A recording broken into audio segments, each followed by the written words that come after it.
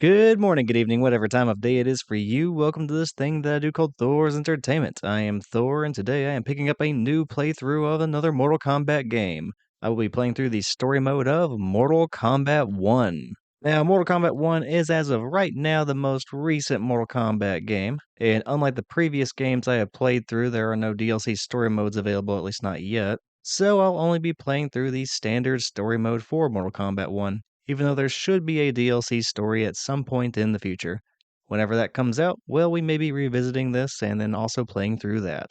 We will just have to see, and let's go ahead and get into what happened in Mortal Kombat 11. Fortunately, I should be able to sum it up in just a few sentences. The big bad enemy of that game was named Kronika, and she controlled time and she wanted to restart time.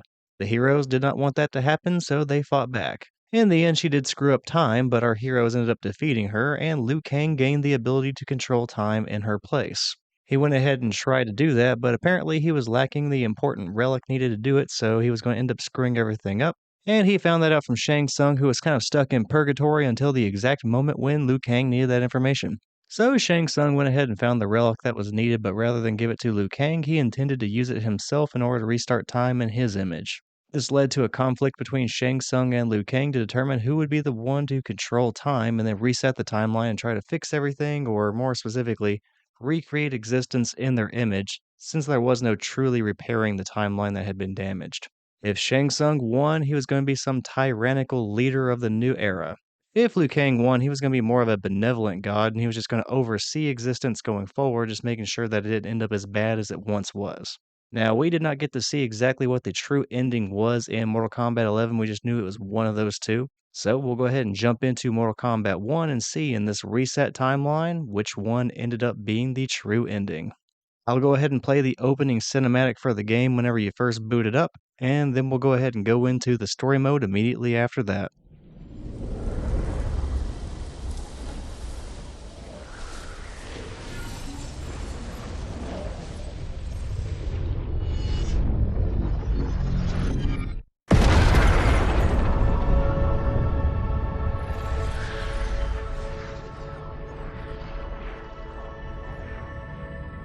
Having liberated the hourglass and become keeper of time, my next task was to restart history.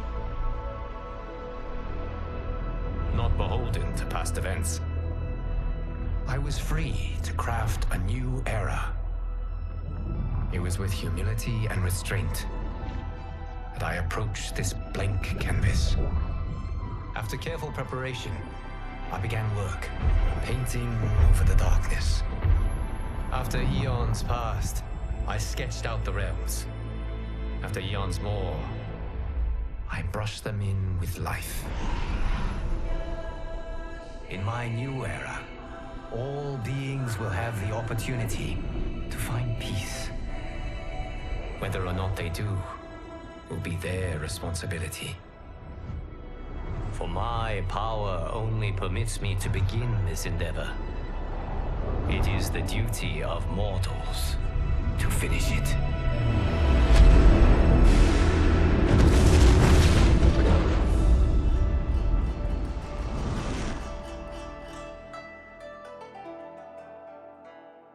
Alright, that was our tone setting cinematic to start off the game. Let's go ahead and go into story mode.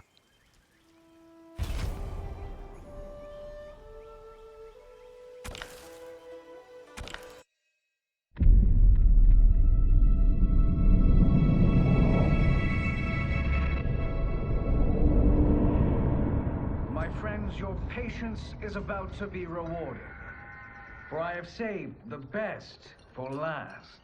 I have recently discovered a cure-all of unrivaled potency. It will soon be on the shelves in every home of Outworld. This elixir is crafted from an ancient recipe. It has Patreon flowers, Margovian nectar, powdered teeth of an Arctican dragon. All this and more, infused with powerful Lycorian magic. There is a village in the next canton over, where everyone has purchased this miracle cure. Overnight, all diseases, even Tarkot, have disappeared. Now, magic this potent is expensive. And I am sure you're asking yourselves, can I afford it? But the true question you must ask is, can I afford to be without it? You lie, Shang Tsung. Your cures are useless.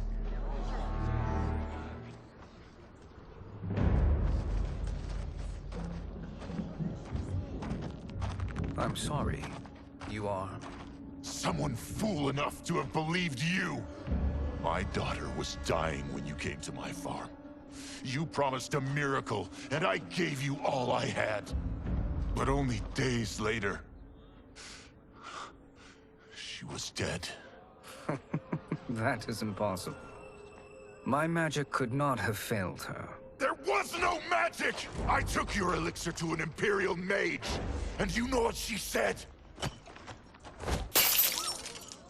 It's nothing! Just Bourgeois tea! The mage is mistaken, kind sir. My elixirs are of superior quality. Their efficacy is guaranteed.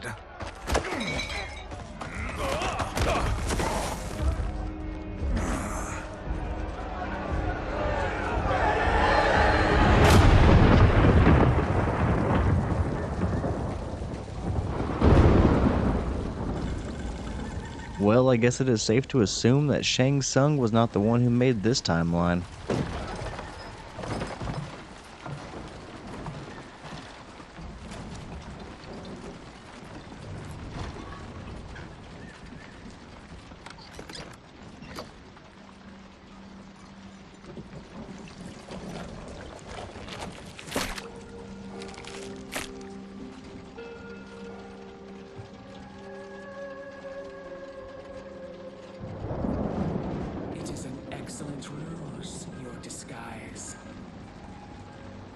Backwater folk are far more likely to trust a kindly old man. Here on behalf of a dissatisfied customer. If it's revenge you want, have at it. If it's restitution, there's nothing left. What I want, Shang Tsung, is to elevate you, to make you the great sorcerer that now you can only pretend to be. A generous offer. Why me? You are uniquely resilient. Who else could eke out a living traveling Outworld's hinterlands, selling quack cures and fake magic? A living? It is barely survival. And you were meant for more. To live among kings, not peasants. But since before you were born, you have been conspired against by those who fear how formidable you could become. How do you know this? Who are you? I am your deliverer, Shang Tsung. Join me, and I will put the realms at your feet.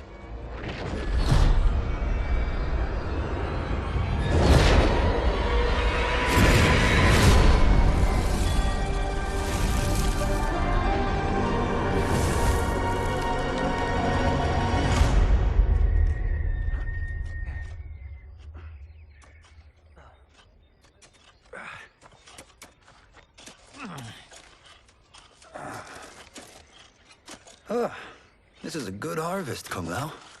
Yes. It is a blessing, Raiden. You would rather we starve? No, of course not. But we've worked these fields since we were kids. In 40 years, we'll still be here. Stooped and feeble like Old Man Wei. So that's what happened to the cabbages guy from Avatar. As long as I've known you, you've dreamed of leaving things young. Why can't you be happy here?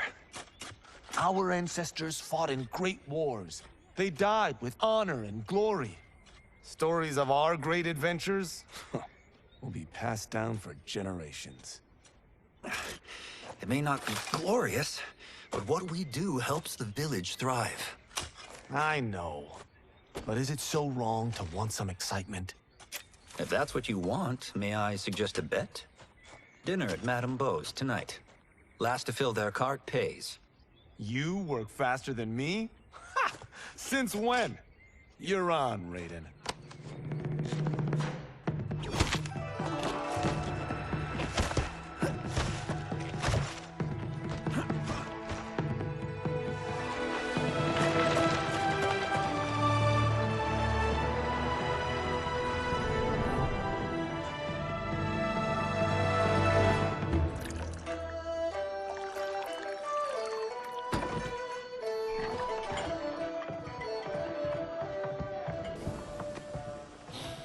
That is amazing. I am starving. I wonder what Madame Bo is making tonight. For you two, whatever you want. Thank you, Madame Bo. You spoil us. Like the sons I never had.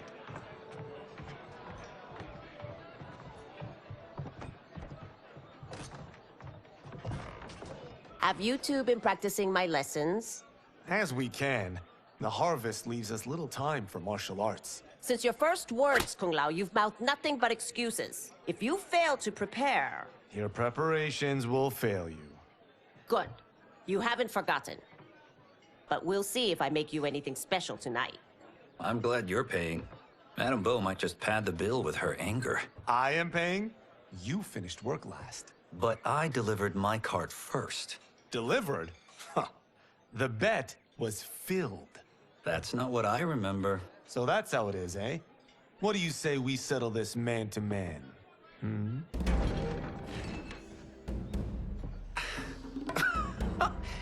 Wait, you mean fight? Yes. Right here, right now. Madame Bo can watch, critique our form.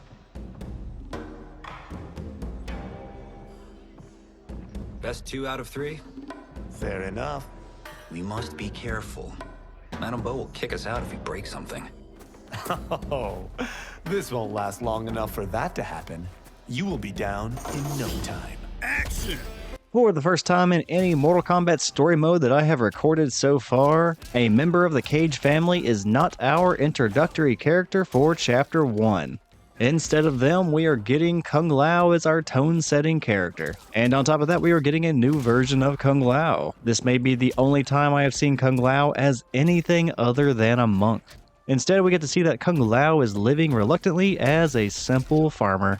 And he is doing that alongside his buddy who happens to be a human version of Raiden. Now, I did not really hit on this in the intro, but back in the old timeline, back in Mortal Kombat 11, Raiden gave up his powers as a thunder god to Liu Kang, and he did that so that Liu Kang could defeat Kronika. And whenever Liu Kang did end up winning against Kronika, that would give the new timeline and all the new characters a fresh start, which is what we're seeing here. And since Raiden is no longer a god anymore, he is just living a simple human life with Kung Lao. Although calling these two buddies might be a bit of an overstatement at the moment, considering they are fighting their way through a dispute about who deserves to be paying the bill for this meal. Raiden says he doesn't have to pay because he got his cart in first. Kung Lao says he should not have to pay because he was the one who filled his cart first. Well, I am here to tell you that Kung Lao is the one who got the details of that bet correct, which I guess in the grand scheme of things does not matter because he's going to end up getting the payment for the meal anyway because he's going to win this fight. But yeah, he was right. And considering that Raiden was the one who initiated the idea for this bet, he should not be being so damn cheap right now.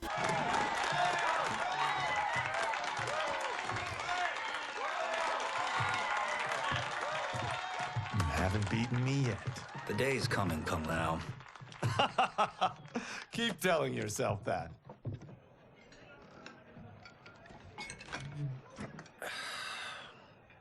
You were hungry. Oh. Everything was delicious, Madame Bo. Thank you, Raiden. You boys are always a pleasure to cook for.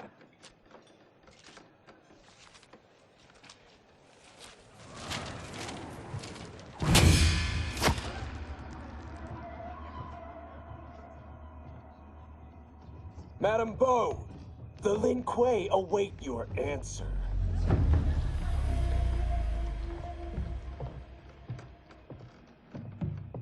I have been busy, Smoke. The Lin Kuei? Who are they? Don't know, but I don't like where this is going. What do we do? Stay ready. Madam Bo, it is a simple choice. Pay for our protection, or risk harm to this fine establishment. You'll get nothing from me. That, Madam Bo, is unfortunate.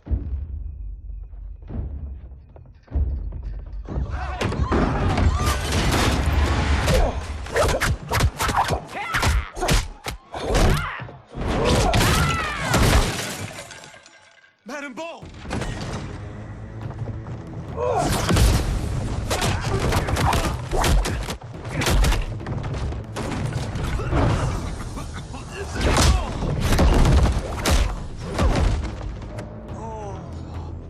You two are brave, but against us, you are in over your head.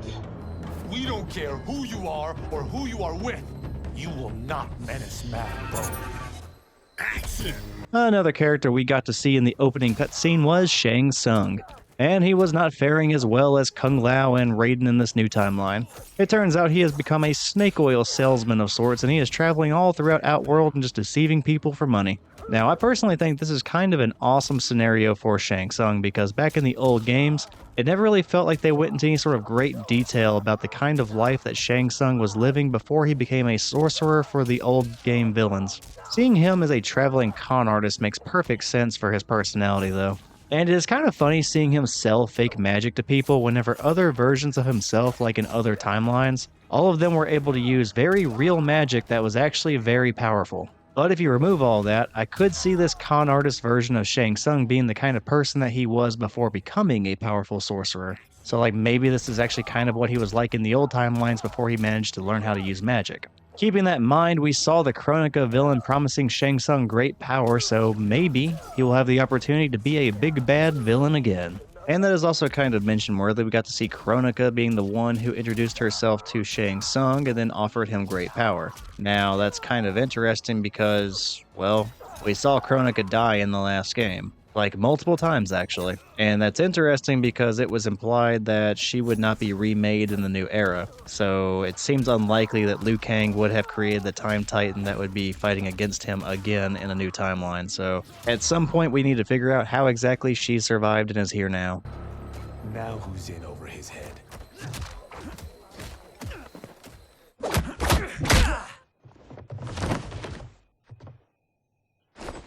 This was you? Honestly, I'm surprised too. Come on, let's help Madam Bo.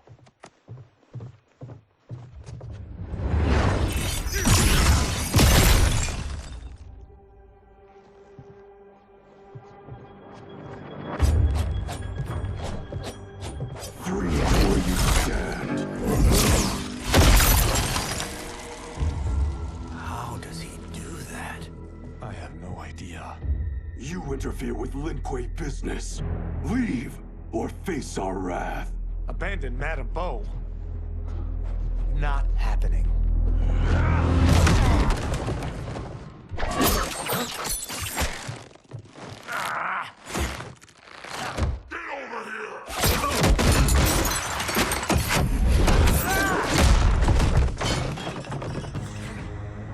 Want more?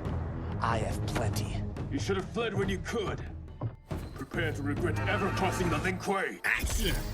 Another thing that is worth pointing out for Kunglao is that he does not get his full moveset in this chapter. You can tell he does not have his bladed hat, for example, and a lot of his moves are tied to using that hat. So what I am working with is basically a toned-down version of the final character. Now, narratively, he is still developing as a fighter, so that kind of makes sense. Still, it really sucks going from practicing with his full moveset to being here in story mode, not really knowing for sure what moves he has or does not have. Now, I haven't exactly played a whole lot of Kunglao in Mortal Kombat 1. It's a character I have played around with a little bit in practice mode and in the invasions mode, but he isn't a character I have dedicated an amazing amount of time to, and I haven't done any sort of real online gameplay with him either. That being said, it's kind of hard to commentate on how limited this version of Kunglao is versus how the full version is. But what little of practice mode I have done with Kunglao resulted in a lot more damage and a lot more combo potential than what I can currently do with him without his full moveset. It is you who will regret crossing me.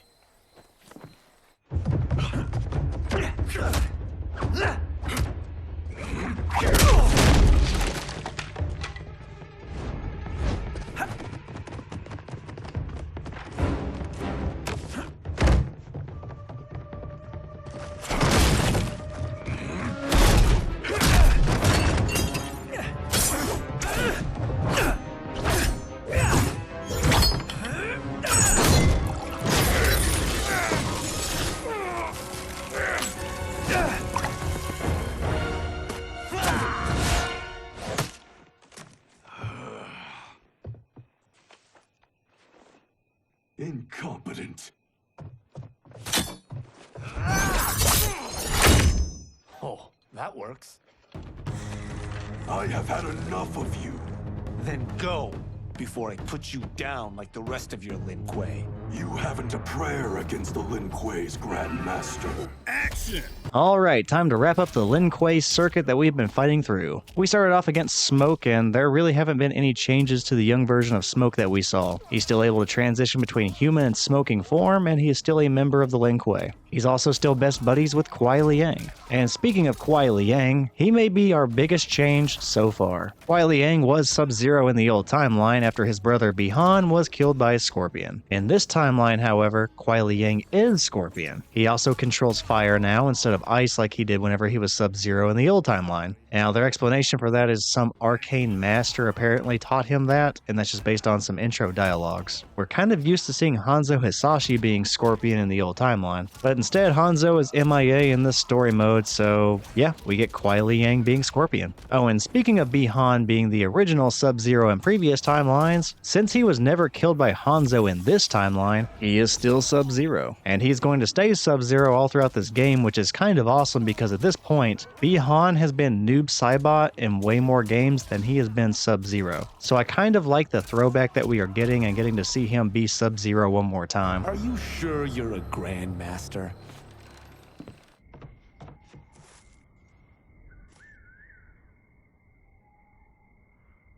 Interesting. Kunglao, over here!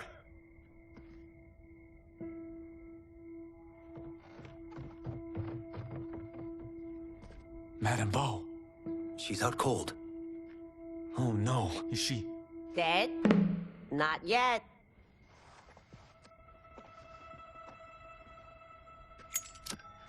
Madame Bo, how are you? Kunglao.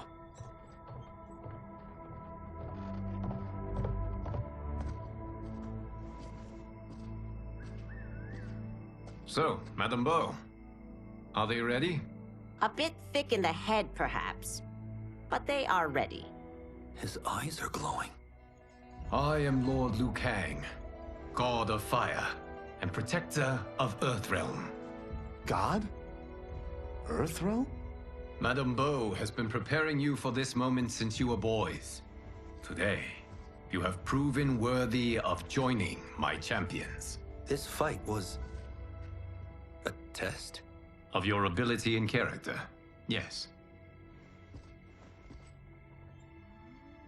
Bi-Han, Kuai Liang.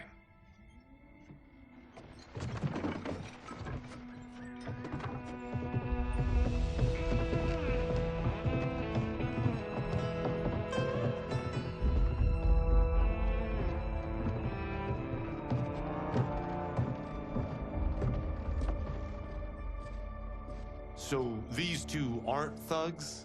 The Lin Kuei is a centuries-old clan dedicated to Earthrealm's defense. You keep saying Earthrealm. Don't you mean Earth? You boys have so much to learn. Earth is only a part of Earthrealm. Earthrealm itself is one of many realms. Together, they comprise the whole of the universe. The realms can be fierce, bitter rivals. That's why we need champions to defend ours. The time draws near for the grand martial arts tournament between Earthrealm and the realm of Outworld. Held once each century, it allows each realm to demonstrate its strength. While our realms are at peace, there are Outworlders who would prefer us to be at war. Our victory in the tournament will temper their zeal. I've taught you everything I can. You must finish your training with Lord Liu Kang. More training? These two couldn't defeat us. What? They were pulling their punches. Had we not held back, you would not have survived. Come. The monks at the Wuxi Academy await to continue your tutelage. I am ready, Lord Liu Kang. And you, Raiden? Leave Fengjian? I'm needed here. Earthrealm needs you, Raiden. You'll best serve the village by being one of its champions. I understand. Excellent. I will join you soon. First, there are other champions I must gather.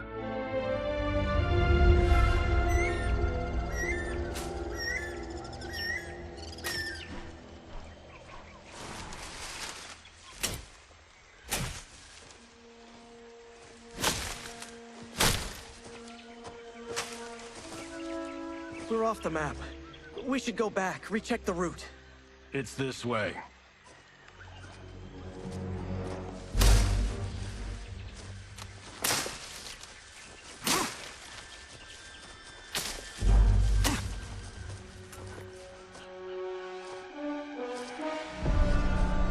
The temple.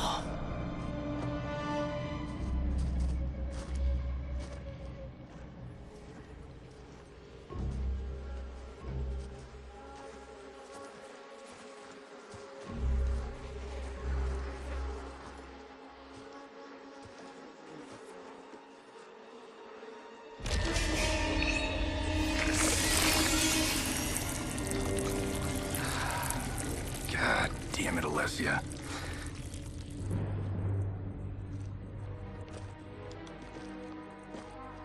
The darts came from here.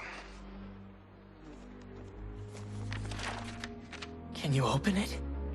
Without killing us? Let's hope so.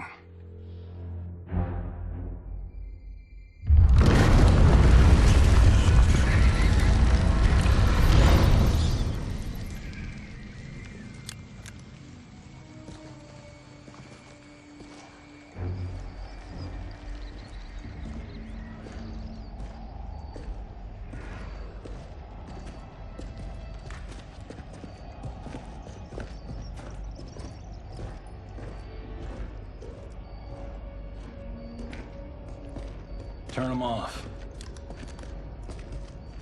And we're definitely getting warmer.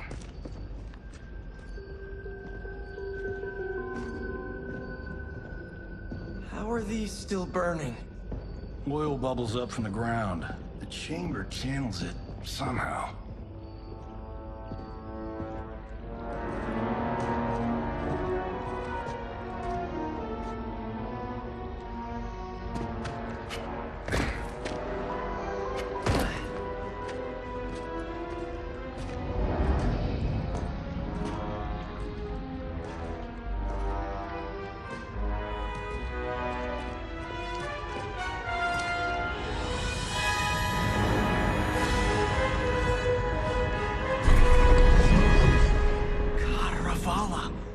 And his shield.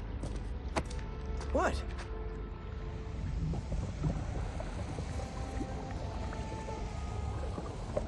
So? There's metal in the floor. That's not just any metal. It's liquid mercury. Shit, that stuff's toxic. Fatal. Only step where I step.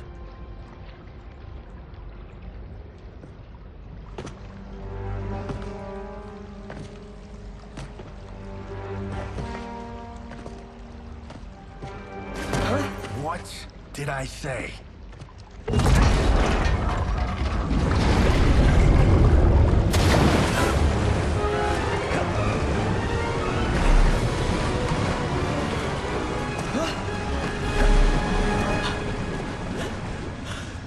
I'm sorry. Not now.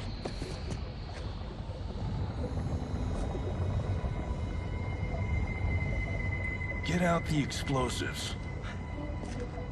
That's our bridge? Do this right, it'll fall across.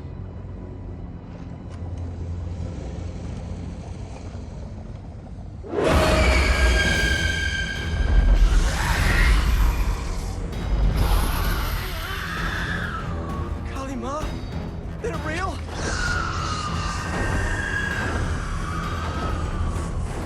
Keep working. I'll take care of the she-beasts. You disturb Counter-Valor's slumber. For your sin, you die. And we finally get to play as Johnny Cage in his role as Indiana Jones in the Crusade of the Raiders of the Temple of the Crystal Dial of Doom. Yeah, when I first played through this one, I really wasn't sure what I was looking at for Johnny Cage because this really did not feel like a Johnny Cage chapter, at least not any that I was expecting. And with a decent amount of Indiana Jones references going on in this chapter, it became very clear that we were in some kind of a Johnny Cage movie. And I kind of love it because it's very rare that we actually see Johnny Cage doing anything related to his acting career. Like, we hear it referenced all the time. We also see, like, posters for his movies in the backgrounds of various games as well. One of the more noteworthy roles that gets referenced in a bunch of different games was Ninja Mime. So yeah, it's very clear that Johnny Cage is a very successful martial arts actor, but this might be the first time that we're really seeing it unfold before our eyes. And I am all for it. Also, unlike in the previous fight, we are getting Johnny Cage with all of his abilities. And that's kind of fantastic. The only downside is I have never really played Johnny Cage before outside of story mode. Like, I maybe practiced with him just a little bit, but that was mostly just to figure out what other people were going to do with him online. I have very little experience actually using Johnny Cage myself. Got no time to die, crazy lady. You okay? Yes, we ready?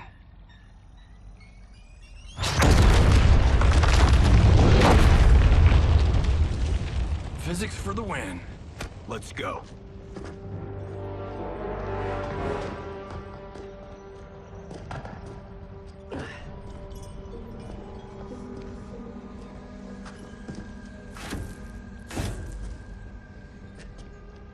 This'll be worth millions.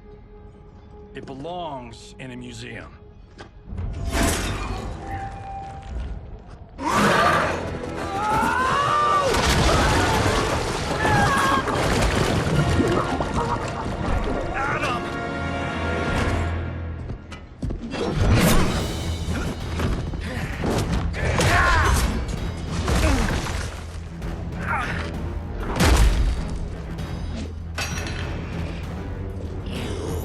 Not have it. You don't need it. You're dead. Speaking of which, you just killed my best friend. And I'm not one to forgive and forget.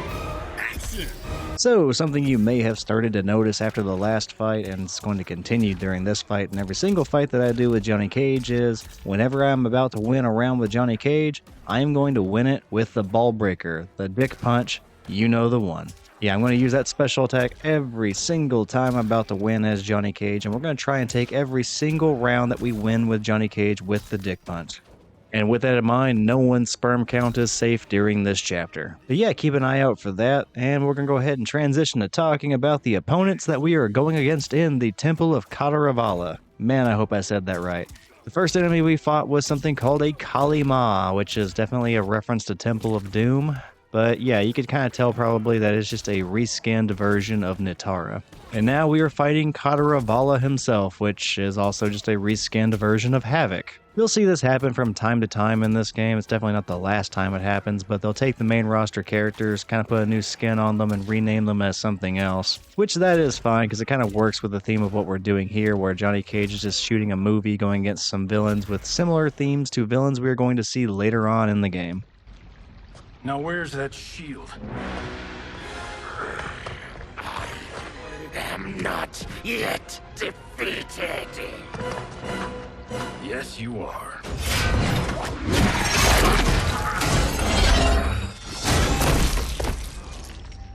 Time to go home. Cut! Credit! I knew it! Woo! I felt that one. You felt it too, right? Temple of Kataravala, take 39, tail slate. That's a wrap.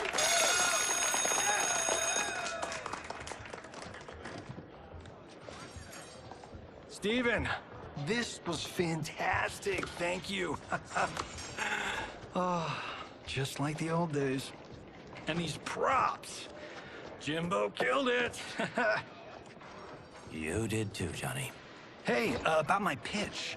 You know, the karate zombie thing? I'm thinking 4 films. Maybe a streaming series? Johnny, I don't have... You're right. Not here. I'll swing by your office after I change. I can't. Have to meet with the editors. Marshall will call you. Great! Have your assistant call me. That was great, hon. Wasn't it, though? We need to celebrate. I'm thinking private party. Johnny, we need to talk.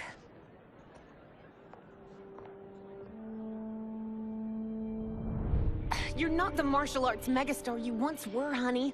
You're lucky Steven owed you a favor. I'm telling you, Chris, we're fine. Can you join me in the fact-based universe just once? We're broke. We have to cut back. Cut back? On what? Step one is selling this place. I need a refill. Johnny, we can't keep this up. You spent $10,000 on that sculpture, $30,000 on that drone, and this damn sword. $3 million? Hey, Sento is history. That sword comes from... That's not the point, Johnny! Chris, honey, the parts, the money, they're coming. Steven's movie is just the beginning. That's why I can't cut back. To be a success, I have to project it. If I don't, Johnny Cage is done.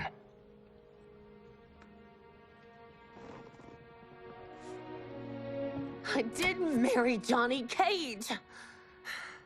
I married John Carlton. I'd give anything to have him back. Chris, come on, Chris, where are you going?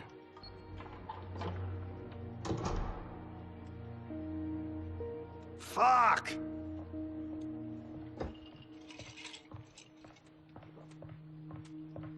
How you like that, Mr. A-list?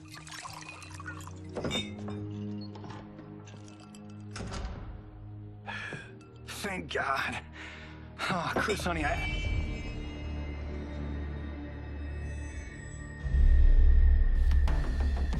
Where's my wife? What did you... Your wife left. She's fine. You will be too if you cooperate. What do you want? Sento. You some kind of hired gun? Or do you know Sento's history? I know it. It's my family blade. No.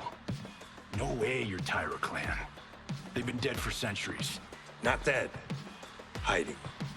With Sento in my hands, I'll lead us out of the shadows. That's a great plan, stranger. Except for one thing. Sento's mine. And I won't give it up without a fight. Action!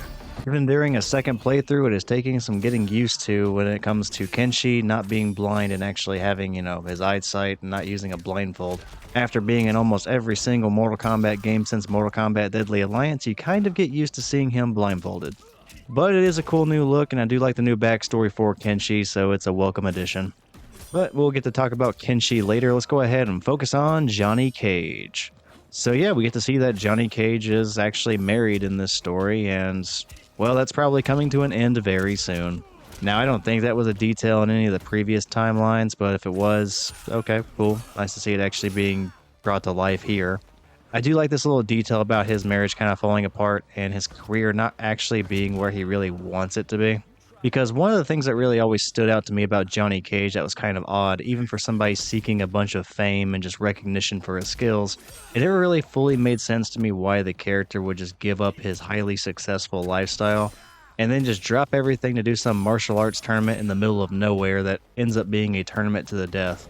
So with this game taking the time to go ahead and establish that maybe his life isn't as great as it seems, and like he says, he's just kind of projecting success more than actually having it, suddenly it makes sense why he might be a little bit more willing to drop everything for some crazy adventure like that.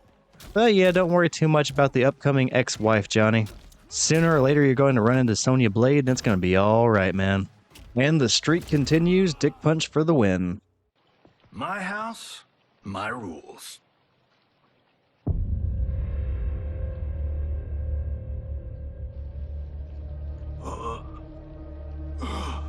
So, you have a name or what? Kenshi Takahashi. I knew you weren't Tyra clan. You know nothing, Cage. 400 years ago, the Tyra clan were one of Japan's first families. They lost Sento after getting slaughtered at the siege of Aomori. There were survivors. They hid themselves by shedding the name Taira for Takahashi. They joined the Bakuto for its protection. The Yakuza's predecessors. From First Family to Crime Family. I will break us free of the Yakuza's corruption. Reclaim our name and our position. But my clan won't follow me unless I prove that I can lead. That's why I need Sento. And that's Malibu's finest. It's a great story. Bullshit. But great. You should seriously consider becoming a screenwriter. What in the actual fuck? Good evening, Johnny Cage. I am Liu Kang, protector of Earthrealm. May we enter? Nothing's being shot here tonight. You sure you're in the right place? Yes. We come on a matter of grave importance. We must speak to you and your guest. What? How do you know about him? Because I am the god of fire. Chris, you vixen. Nicely done. Sure. I come right in. Glowing eyes are a nice touch. Kenshi Takahashi. A tragic figure with a noble cause. Your actions this evening do you no credit. Who are these people? You tell me. They're your scene partners. I also know of your struggles, Johnny Cage. I am here to offer you both a path forward. Dun, dun, dun. Oh, come on, guys, let's call this. Chris was a doll to set this up, but as pranks go, this one's a bit obvious. This is no prank. Bihan, Kuai Liang, if you please. All right. I'll play my part in this martial arts LARP. The missus ought to get what you paid for. Okay. Hey, you. Hey, you. Get your damn hands off him. I said, get your hands off him.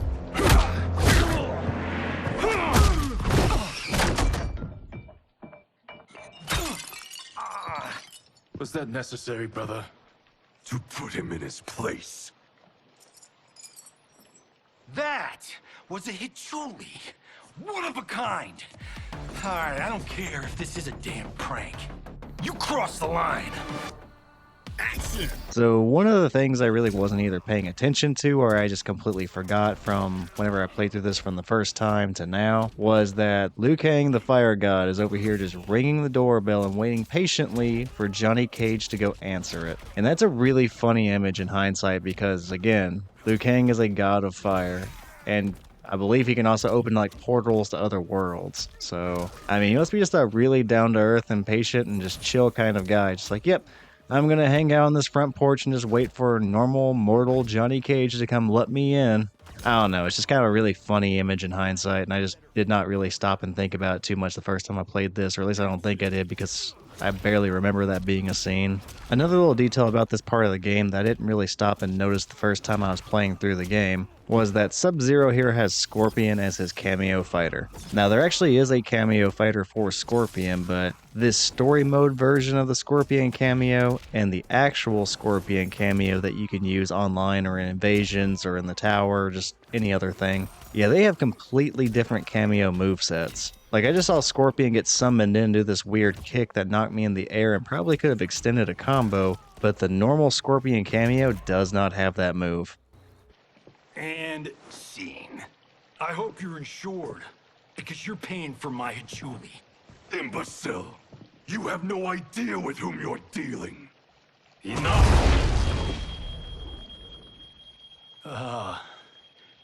That's no special effect. Indeed, Johnny Cage. Kuai Liang. Okay, let's go back to one here. Who are you again? Lord Liu Kang, protector of Earthrealm, god of fire. Well, that last one tracks. But what's an Earthrealm? All will be explained, Johnny Cage. For now, what is important is that you both have been chosen to join its champions. Why him? Or me, for that matter. Because I have faith that you will rise to the challenge. And because your service will change the arcs of your lives.